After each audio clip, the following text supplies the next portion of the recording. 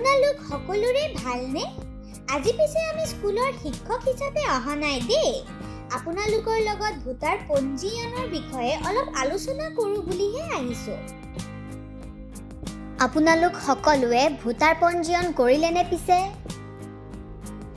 Sir, মোৰ 18 বছৰ বয়স হৈছে এইটো মাহত, কিন্তু ভোটাৰ পঞ্জীয়ন ক'ত কেনেকৈ কৰে নেজানোৱে মই।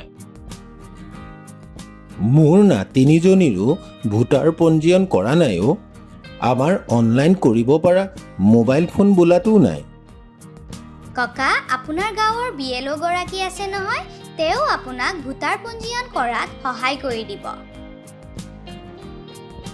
আৰু ফোনত নিজে কেনেকৈ কৰিম ছাৰ?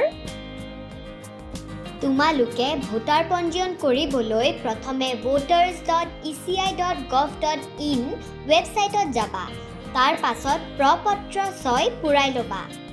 তোমালোকক জৰুৰী নথিপত্ৰ কিছু বিচাৰিব, সেইকেইখন দিবা। তাৰ পাছত ছাবমিট কৰিলেই হ'ল। বাহ, ইমান সহজচোন। মই এনেই চিন্তা কৰি আছিলোঁ।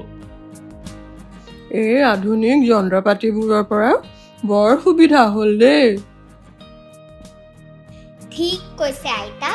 আৰু যদি আপোনালোকৰ নিৰ্বাচন সম্পৰ্কীয় কিবা জানিব লগা থাকে বা কিবা অসুবিধা হয়, আপোনালোকে আপোনাৰ BLO গৰাকীক ক'লেই হ'ব। নহ'লে আপোনালোকৰ জিলা নিৰ্বাচন আয়ুক্তৰ কাৰ্যালয়ত গ'লেও তাত আপোনালোকে সকলো ধৰণৰ সহায় পাব। অথবা ভোটাৰ হেল্পলাইন এপ ডাউনলোড কৰি লৈ তাতো সকলো খবৰ পাব।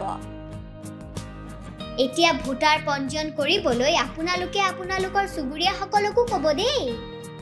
নিশ্চয় ক'ম।